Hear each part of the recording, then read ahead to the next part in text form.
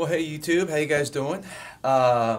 This will be an addendum to one of the intermediate fill videos on right, left, foot. Okay, so why am I adding an addendum? Well, what I want to talk about, hopefully briefly, in this video is a concept, well, not a concept, but just something I've mentioned several times in some of the past videos. But I thought it'd be good to just do a quick video on it because I just think it's so cool. All right, and that is, I've talked a lot about, not just starting your fill ideas on count one, to start them on other counts, other subdivisions, other than just count one. Okay. So what I want to do in this video is take the idea of right, left, foot, which is a great idea, okay, and it's really commonly played, okay, but just show what I mean by starting it on different counts, because actually when I play this idea, I personally rarely start it on count one. Honestly, maybe the only time I start on count one is if I'm playing a very fast tempoed rock tune that's very eighth note driven. You know what I'm saying? But for the most part, I rarely started on count one. So I just wanted to showcase the two ideas or the two ways that I play this pattern primarily. So that's why I wanted to do this, because after I talked about that pattern and just starting out on count one, honestly, when I was shooting the video, it felt weird to start it on count one because I don't normally do that. I just thought this would be a good addendum to add to this. So I'm probably going to title this video right, left, foot, revisited. Okay? All right, and it's just two basic ideas, okay, that I use, okay? So, a slight variation I'm going to do to this is I'm not going to be starting the right, left with my right hand. I'm going to be going left, right, foot. Okay, so I'll be starting it with the left hand. You definitely could do it with the right hand though. Okay, so I just want to say that, but I definitely want to make sure, because you're going to see me do that and then go, hey, you're going to think, I thought the pattern was right, left. Okay, so in both these examples, I'll be starting it with the left hand. Okay. All right, so the first example of how I play this is I will start the pattern on the of 4 of the previous measure going into the fill bar. Okay, so I'll go 1, 2, 3, 4. Okay, so the first stroke of the pattern on the left hand will hit on the 4, and then the right hand, okay, which is the second stroke, will land on 1. Okay, and then from there you just play the pattern all the way through. So what I'm going to do is just do that for you, really slowly, so you can hear that. Okay, let's check it out.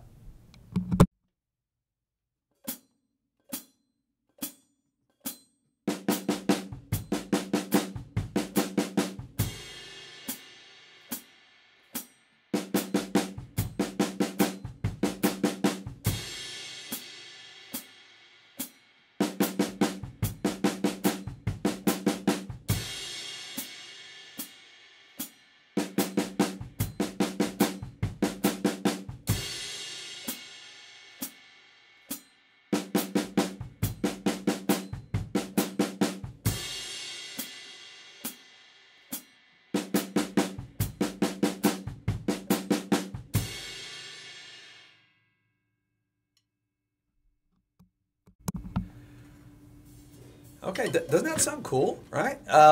So that's probably one of the main ways that I personally play this idea. I just like its sound and the phrasing of it a lot better, okay?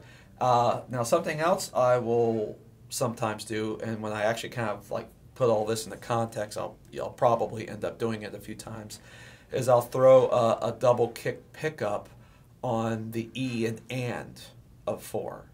And then, the idea obviously then will start on the of 4. So you might hear me do that sometimes because I've mentioned before I like to do pickups into a lot of my fills. Okay? All right, so that's it. That's all there is to it. So what I'm going to do is I'm going to just add a beat to it to give it context. And I'll probably orchestrate it a couple different ways. I'm not going to really go through all that. The orchestrations are all the same. All right, you orchestrate it however you see fit. So let's check it out.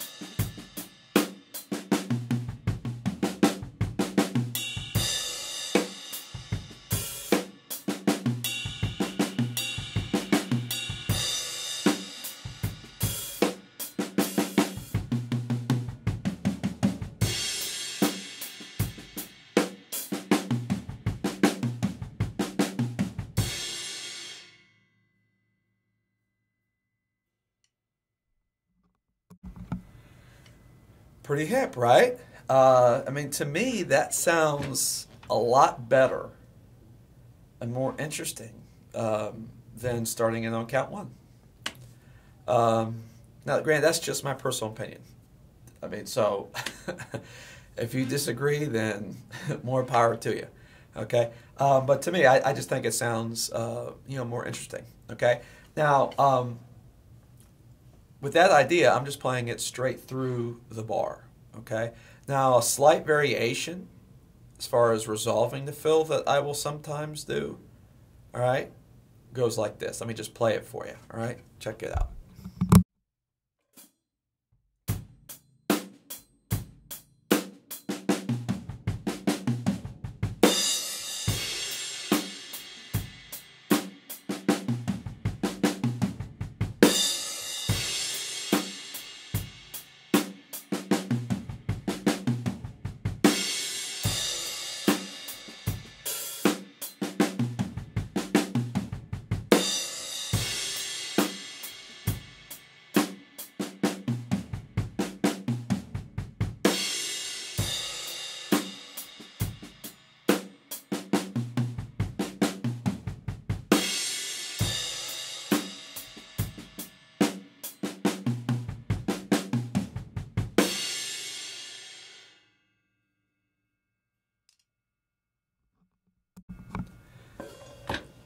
Okay, so all I did was change the ending around a little bit. Okay, I went a 1 E and a 2 E and a 3 E and now on count 4, just a double stop between the crash and snare drum. Okay, a 1 E and a 2 E and a 3 E and a 4.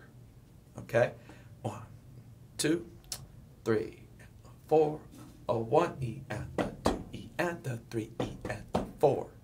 Okay, and that's just the something I did by accident one time playing at church. Okay, so so there you go. Okay, so that's probably my favorite way to play that particular idea. Okay, now another way that you can do this is to start the pattern on the E of 1. The E of 1, okay? So with this, what I'll usually do is put a single bass drum on 1 or a pickup, a double pickup, by adding another bass drum on the of 4 and go A1, okay? And then play it out, play the pattern out from there, okay? So let's try that, see what that sounds like.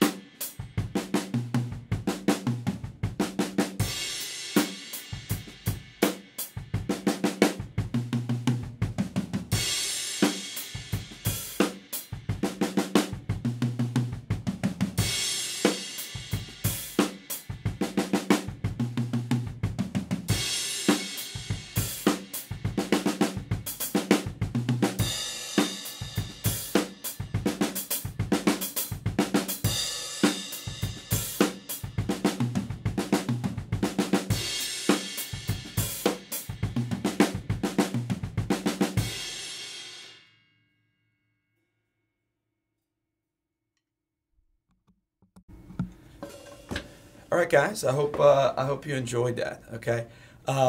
So again, with all these ideas, not just this one, start them in different places. Shift notes around a little bit. Okay, and you can come up with all sorts of different sounding fills without even changing the sticking. Okay, and that's really the goal. That's how I play and teach. I would imagine that maybe most drummers do. All right, I mean, I know quite a few ideas, but I really use a small selection, kind of like my special forces of drumming ideas.